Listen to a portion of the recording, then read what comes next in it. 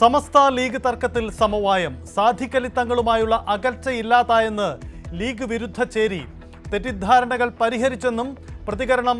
ഒത്തുതീർപ്പ് ചർച്ച നടന്നത് ജിഫ്രി തങ്ങളുടെ നേതൃത്വത്തിൽ.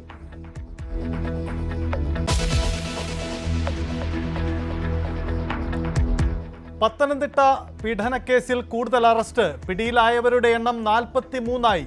സംസ്ഥാനത്തിന് പുറത്തേക്കും അന്വേഷണം. വിദേശത്തുള്ള പ്രതികൾക്കായി ലുക്കൌട്ട് നോട്ടീസ് ഇറക്കും.